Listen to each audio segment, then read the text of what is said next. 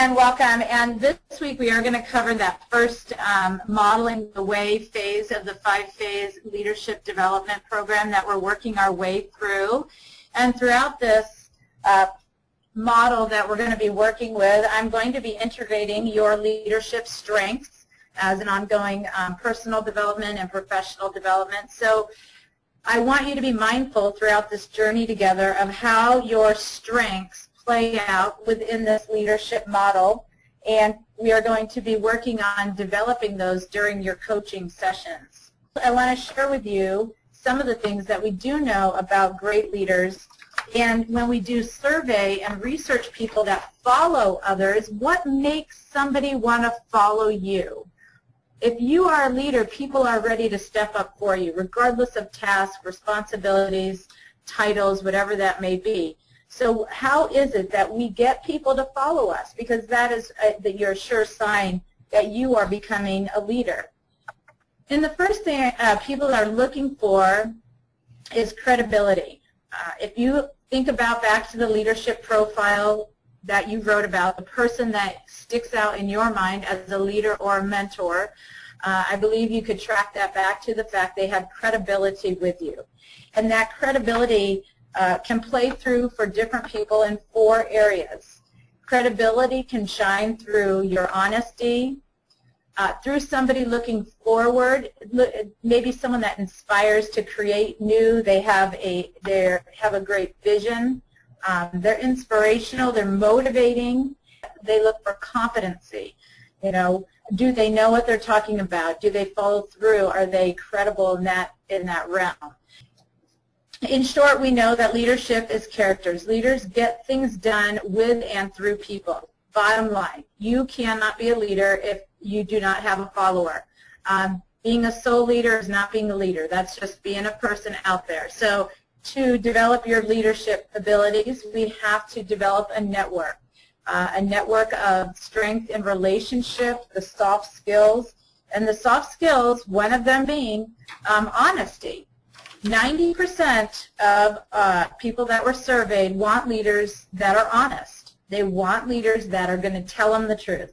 They want leaders that when they go to them, they feel as if even though the information might be hard, they're going to be honest about the feedback that they will receive. They do not like it when they talk around issues. They like the direct approach, and they want to know what their leaders stand for. Is there an element of, does this person have integrity? Is this person going to do the right thing even during difficult times? And we know that honesty and rapport and trust are very hard to develop. They do take time, but again, most difficult to repair if damaged. I challenge you to think about a time possibly when you had a leader in mind and they did something that went against what you felt was the right thing to do. It really probably took you 3 times the length to gain back to the level of, okay, I respect this person, they made a bad choice, we're going to move forward. It is the most difficult to repair, so we do want to walk delicately when we're talking about taking actions and doing the right thing when you are becoming a leader. A lot of people will look to you as a leader. They will do the wait and see approach. Have you ever done that before? Have you ever just kind of sat back and said, you know, I have a new manager, a new supervisor, and we're just going to wait and see what she or he does. You know, we're just going to see if she follows through with what she says. Is she action-oriented? Is she reliable, trustworthy? All of those things. So actions speak louder than words. 95% of our message there, people are looking for the observational learning piece of it. You know, what are you actually doing? The talk is not as reinforced here when it comes to honesty. They look for your actions. This kind of resonated with me when I was thinking about honesty, and I was thinking about how full is your bucket. Because honesty is one of those characteristics. It's very, when you're honest, people begin to trust and they begin to invest in you. When that honesty is broken for whatever reason, it's very hard to repair. And as I mentioned before, we have the magic ratio here of 5 positive, honest interactions for every 1 negative in order to repair that one that's negative. And the research has shown normally that negative interaction has an element to do with someone not telling you the truth or violating something in the relationship, and that compromise then needs at least 5 positives in order to get back to the starting line. That's not even building up the bank account. That is just getting to that starting line. And next we look at the bottom line. We simply don't trust people who can't or won't tell us what they stand for. We follow people because we believe in their values and their ethics and their standards. We believe that our values are in line with them. And so that's what this first approach, when we're talking about modeling the way, can you speak to your values every day? Do you hold yourself accountable to your values? And do people know that about you? So you could always go around and ask people, ask coworkers that you have a relationship with, what are my actions saying about me? And we will talk about that too with our coaching sessions, is how can you hold yourself accountable here? Are you walking the talk that you say you want to do? And that it takes time to develop, but we certainly can get there.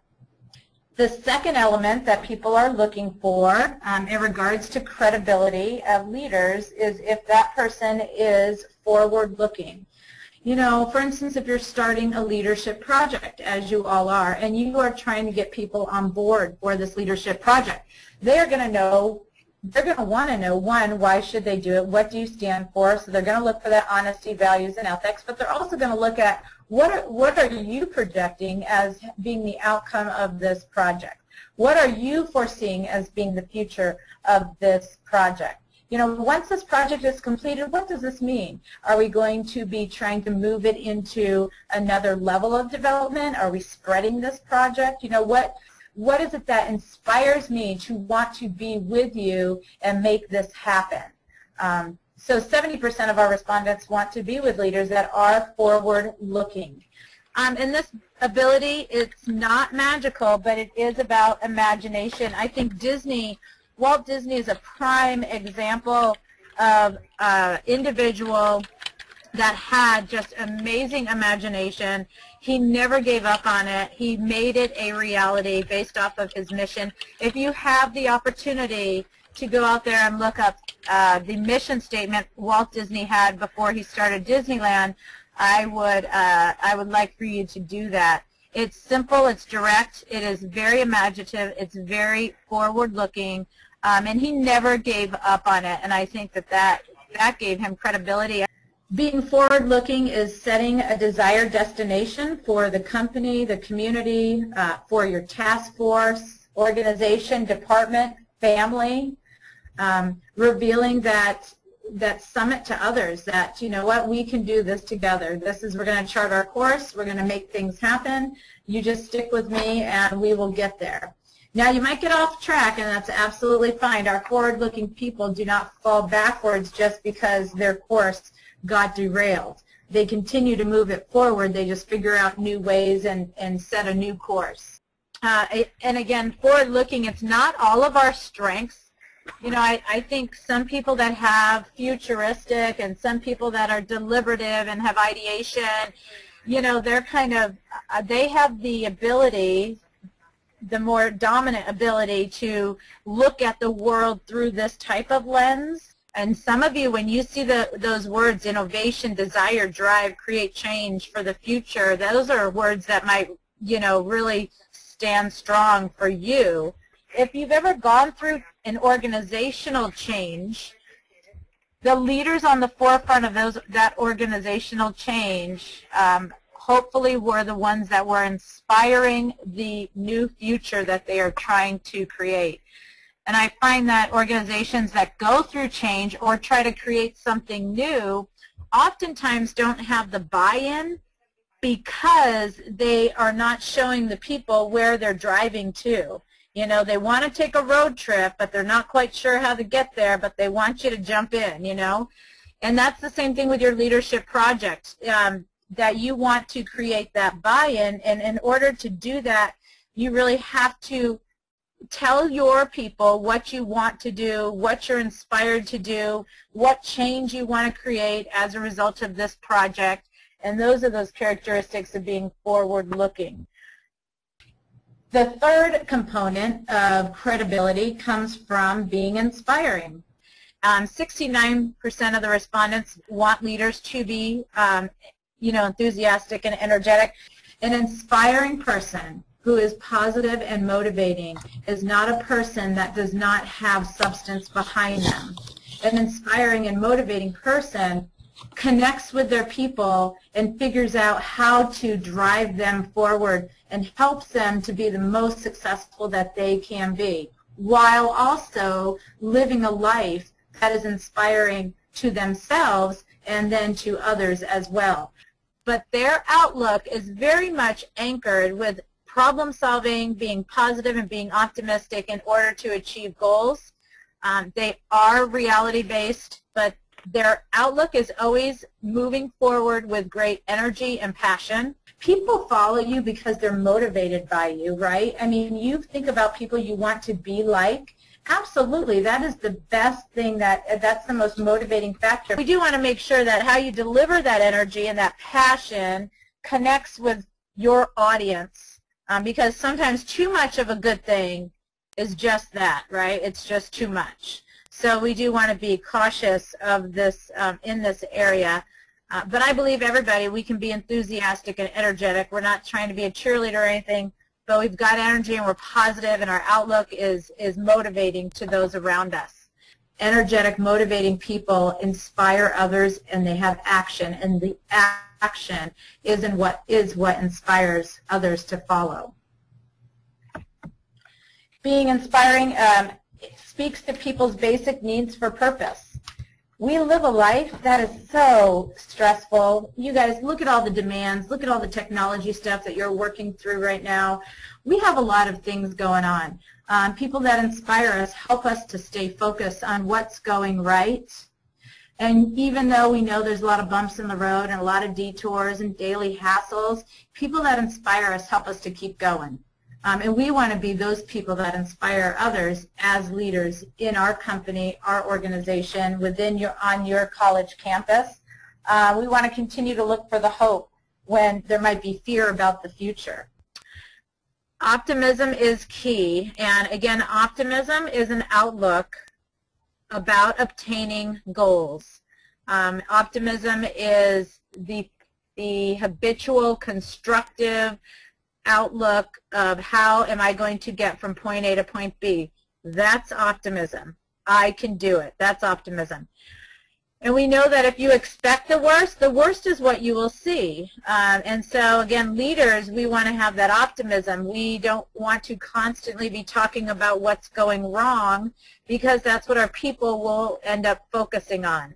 We want to focus on what's going right. We want to focus on how can we make this better.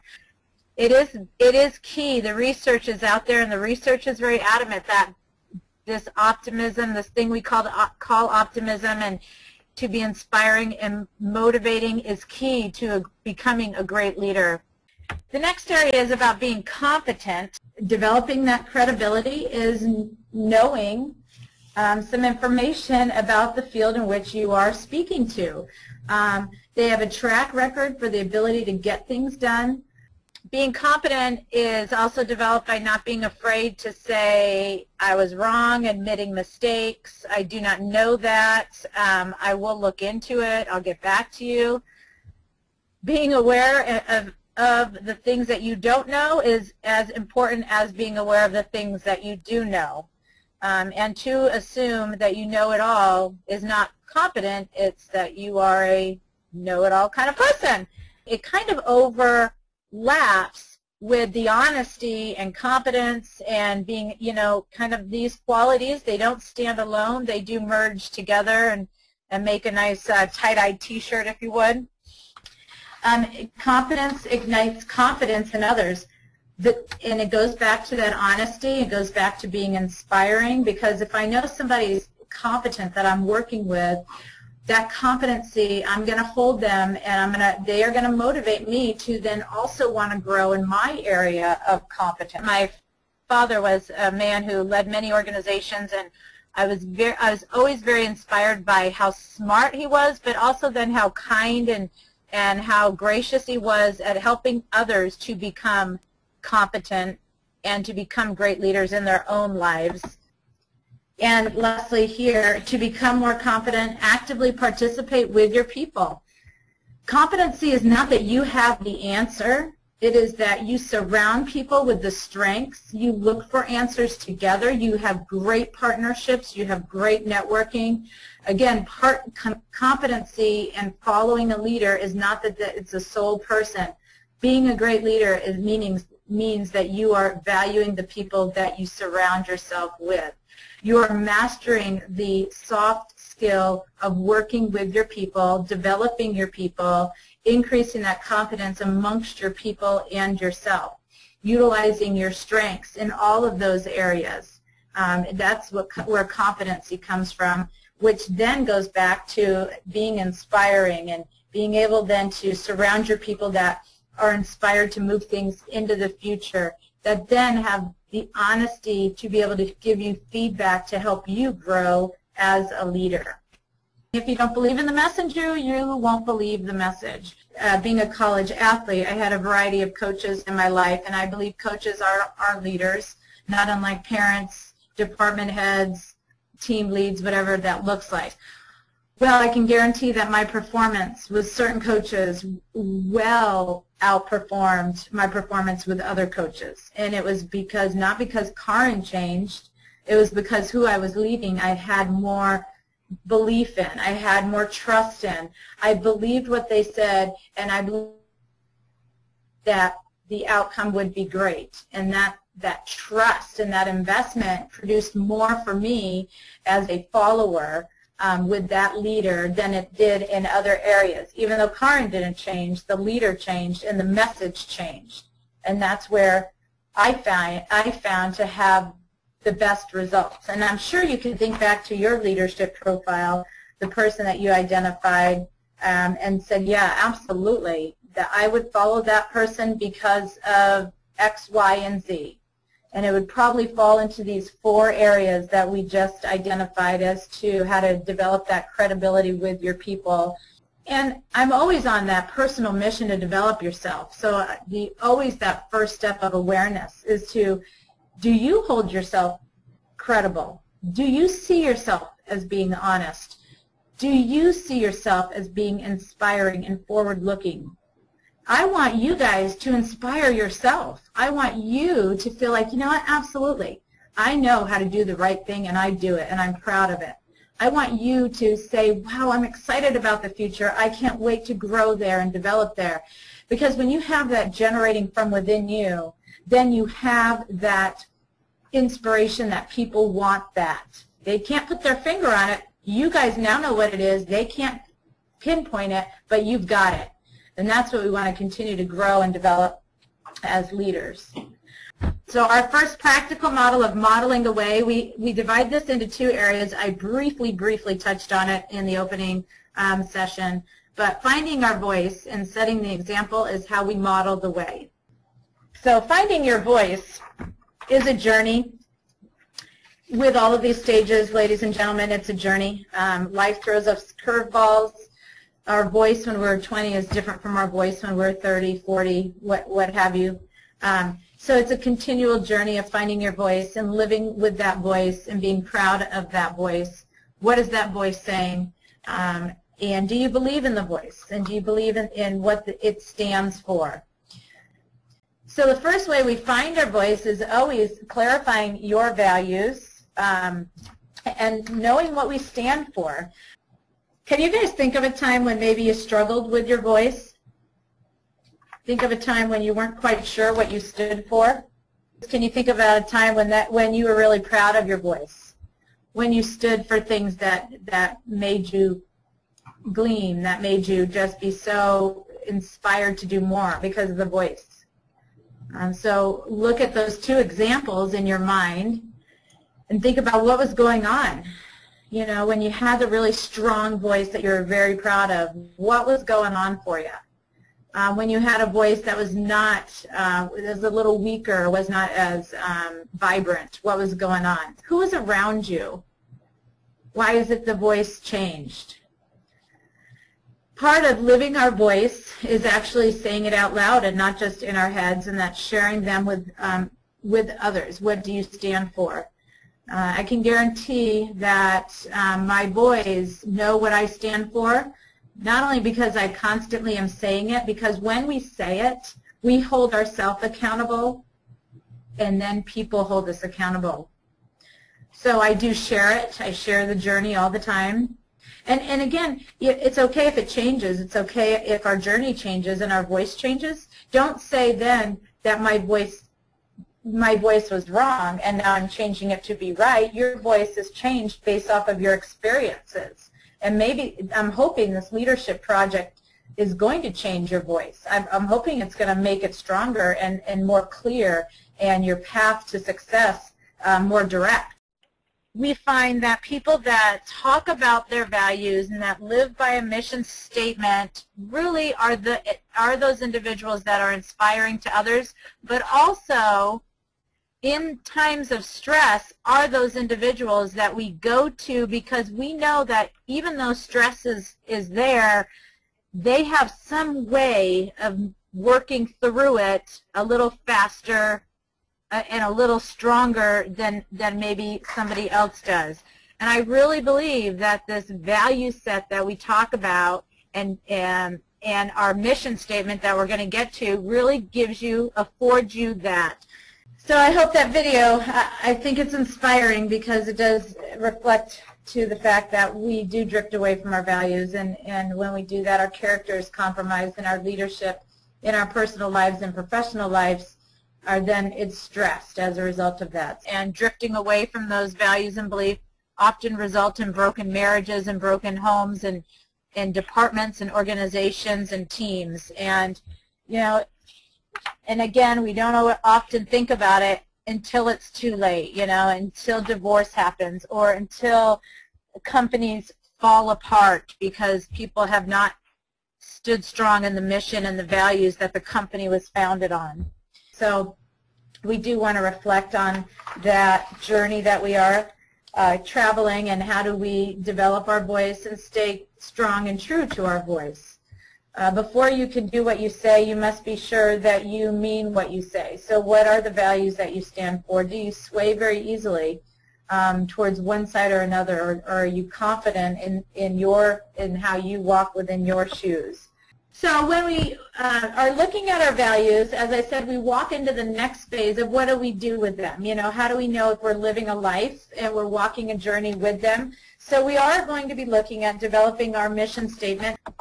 I had a supervisor that had on her wall her mission statement. She framed it, she loved it, she lived it, and that is where I want us to go. It's a journey of really exposing yourself to your peers, and not everybody is comfortable doing that, but I will guarantee that your peers will appreciate your opportunity that you have to do your mission statement and to really talk about these difficult things that people don't want to talk about, which is what do you stand for, where are you going, how are you going to get there, who do you want to be surrounded with, and all of those kind of questions that we oftentimes don't visit until it's too late. For some reason, there's a lot of fear around people when we talk about what is your mission statement, what do you stand for. And so I do want you to think about what that mission looks like to you. What are you comfortable with in regards to your mission statement? It is something that evolves, as I say, with everything and with you, because we never want to have you stop evolving. The value clarification activities that you did in the handouts can be part of that mission statement. When you go back and look at the questions about describing your ideal day or imagining yourself 100 years from now, when you journal and you write about that, I believe you will come to a point where you're like, you know what, I see themes coming out. I see I see I'm repeating patterns. I can see where I'm going with this. And that is those themes, I think, is what we thread into our mission statement. Be patient with the development of your mission statement. It is a process. There is no right, there is no wrong. And so you are just starting. Thread it through your values, your strengths, and your leadership project. Okay? This is a more fine-tuned coaching tool that we use to better define and clarify what these actual values mean, because values can look very different for all of us. And so how you define them is going to be different. We have what we call the instrumental values and then the terminal values. And if you have not, please take a moment to look through those lists and identify your top 5 instrumental values, which consist primarily of your personal characteristic and character traits. What are you most proud of? What words jump out of the page at you when it comes to your personal characteristic traits? That would be under your instrumental values. Your terminal values are the end state of feelings. They are like the emotional states that you prefer experiencing. You know, what kind of words there jump out at you? And really, your mission statement is really, again, a working document. It is not meant to stress you out. I hope that you see how your values interplay in your goals, because your mission statement is kind of like a direction that you want to go. It is, again, your anchor, that, you know, the foundation that is hopefully going to get you there. I want to see your strengths out there. I want you guys to start really thinking about incorporating your strengths in your everyday life and how they play out in your mission statement. What does it look like, feel like? Some people like to write what their mission is according to their strength. Again, it's all individual. There's no right, there's no wrong. It is just truly an opportunity for you to get to know yourself a little better and to begin to develop those leadership characteristics that we want you to have so that other people begin to aspire to be you or follow you, if you would, in your path and what you're currently doing. The second area of modeling the way is setting the example, working side by side with the people that are on our projects. One way we can develop our projects and develop motivation is looking at creating stories, experiences with each other, being visible during stressful times. We don't want to go run and hide. We want to stand strong and work it through with each other. Handling problems with grace is not a skill everybody has, and it's not something you're born with. It is something you do develop. And whatever strength you have in managing stress is the strength you want to apply in the balcony of stress. So when you are having stressful moments and life's just throwing you a lot, remind yourself of which strength you might need to lean on more to help you get through the stressful event with a little bit more grace, patience. Look to your followers as well and surround yourself with those people that have the abilities also to help you through those stressful times. And that's great, setting an examples. Gosh, when leaders lean on others, that person receiving the message that, you know what, my leader's not perfect. My leader is willing to say, I'm human, I need help. And when you humble yourself enough in those situations, those people are even more strongly committed to you because they know in times of need then they can come to you for them to lean on you, for you to set that example for them.